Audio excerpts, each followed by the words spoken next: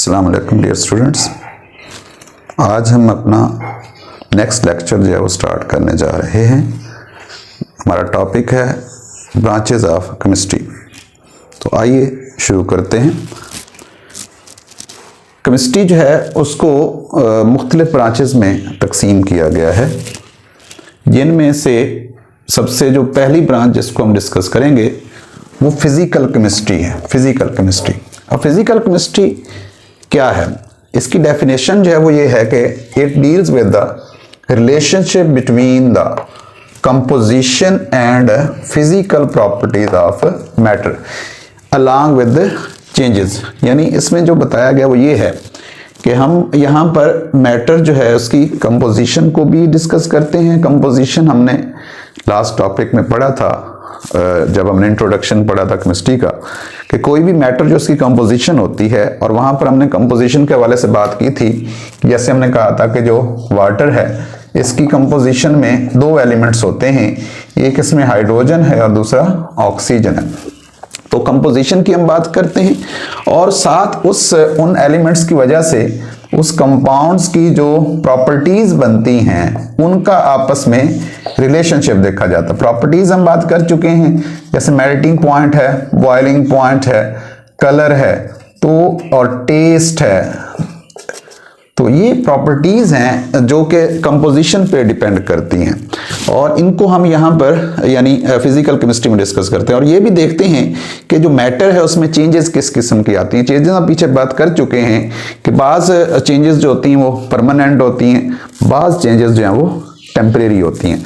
तो ये जो कंपोजिशन के हवाले से और उनका प्रॉपर्टीज के साथ क्या रिलेशनशिप है और एक मैटर में किस किस्म की चेंजेस आ सकती हैं, इन सारी चीज़ों को हम एक ही ब्रांच के अंदर डिस्कस करते हैं, जिसका नाम फिजिकल केमिस्ट्री है।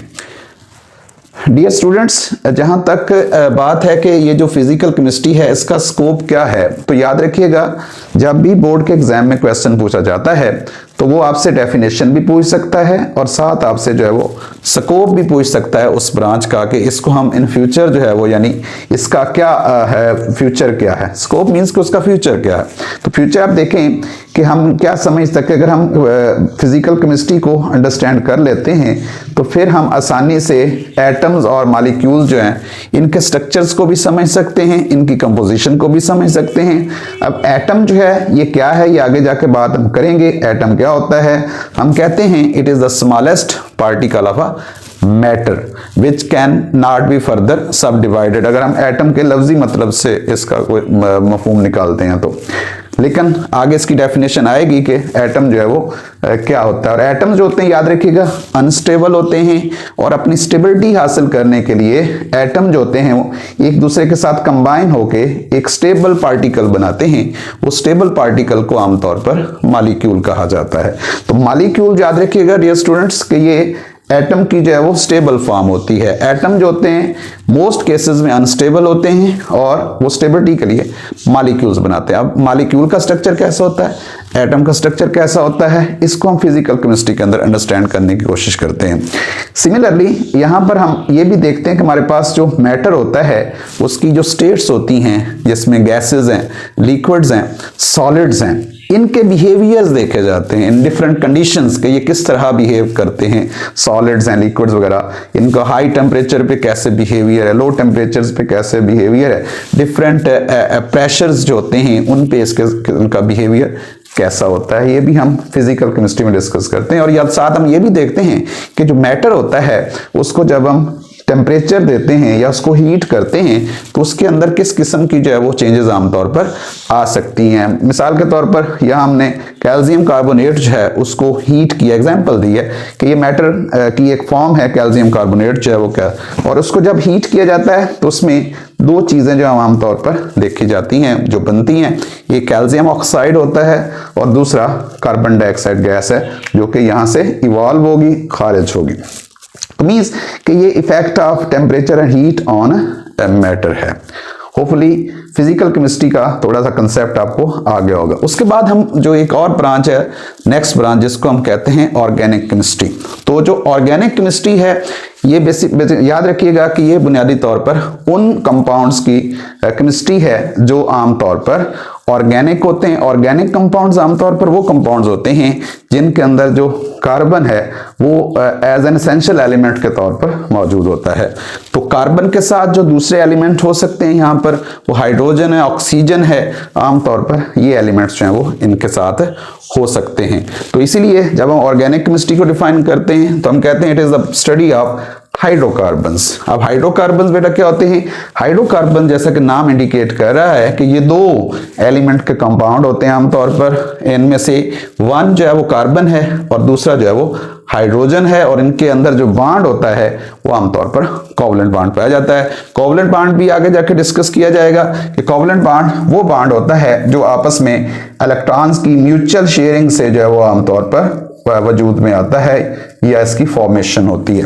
म्यूचुअल शेयरिंग ऑफ इलेक्ट्रॉन्स से ये आमतौर पर जो बॉन्ड है ये बनता होता है जी।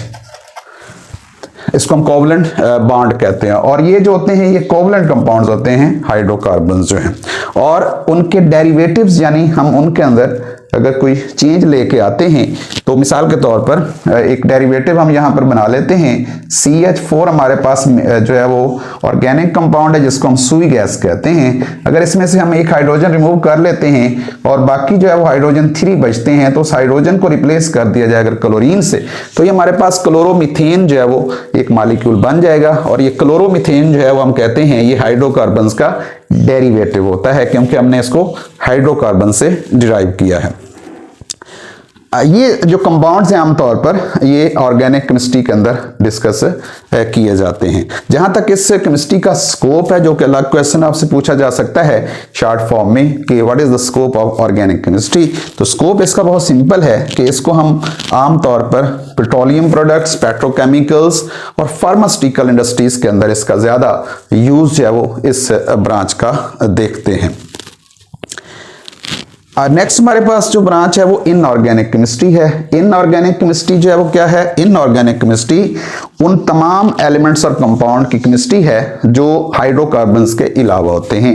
अब जितने हमारे पास नेचुरली एलिमेंट इस वक्त मौजूद हैं जो कि 92 के करीब हैं, और इसके अलावा जो कुछ आर्टिफिशियली सिंथेसाइज्ड मॉलिक्यूल एलिमेंट्स हैं, उन एलिमेंट्स जो है उनकी केमिस्ट्री जो होती है उसको हम आमतौर पर इनऑर्गेनिक केमिस्ट्री कहते हैं। यानी इनऑर्गेनिक केमिस्ट्री जो है ये ऑर्गेनिक केमिस्ट्री, ऑर्गेनिक कंपाउंड्स के, हाइड्रोकार्बन्स के अलावा जो कंपाउंड्स हैं उनकी ये केमिस्ट्री होती है। तो इसकी डेफिनेशन बड़ी सिंपल है, it is a study of all the elements and their compound except hydrocarbons. यानी हाइड्रोकार्बन्स को हम यहाँ से अगर अलग कर लें तो बाकी जितने दुनिया में कंपाउंड्स मौजूद हैं इस जमीन पर वो सारे कंपाउंड जो होते हैं वो इनऑर्गेनिक केमिस्ट्री में स्टडी किए जाते हैं। तो बहुत इजी है। इसका भी स्कोप अगर देखा जाए तो अगर हम ये पेट्रोकेमिकल्स, ऑर्गेनिक केमिस्ट्री की बेस पे जितने इंडस्ट्रीज हैं अगर उनको हम एक साइड पे करें तो बाकी जितने हमारे पास कंपाउंड्स होते हैं वो सारे के सारे जो हैं वो इनऑर्गेनिक केमिस्ट्री को कवर करते हैं। वो और ये इनऑर्गेनिक केमिस्ट्री जो है इट कवर ऑल इंडस्ट्रीज जितनी भी इस वक्त मौजूद हैं दुनिया में, लाइक ग्लास इंडस्ट्री है, सीमेंट इंडस्ट्री है, सिरामिक इंडस्ट्री है, ये जितनी इंडस्ट्रीज हैं ये सारी की सारी जो हैं वो आमतौर पर इनऑर्गेनिक केमिस्ट्री के अंडर आती हैं। तो जो इनऑर्गेनिक केमिस्ट्री के लोग होते हैं वो आमतौर पर इन्हीं इंडस्ट्रीज के अंदर जो है वो ज़्यादातर उनको जो है वो जॉब्स वगैरह जो है वो मिलने के चांसेस होते हैं। उसके बाद नेक्स्ट हमारे पास जो ब्रांच है वो बायोकेमिस्ट्री है। बायो जैसा कि नाम इंडिकेट करता है कि बायो जो है वो मींस है कि जो लिविंग थिंग्स होती हैं कि उनकी केमिस्ट्री होती है। अब लिविंग थिंग्स की केमिस्ट्री में हम क्या देखते हैं? हम ये देखते हैं कि जो लिविंग थिंग्स हैं उनमें किस किस्म के जो हैं वो कंपाउंड्स मौजूद होते हैं और जो लिविंग थिंग्स हैं उनके अंदर किस किस्म के केमिकल रिएक्शन जो है वो आमतौर पर होते हैं। तो यहाँ देखिएगा कि इसमें डेफिनेशन में भी यही लिखा हुआ है कि it is the study of structure, composition and chemical processes taking place in living organism, यानी ये लिविंग ऑर्गेनिजम्स की केमिस्ट्री है। और इसमें कौन से प्रोसेसेस होते हैं लिविंग ऑर्गेनिजम्स में?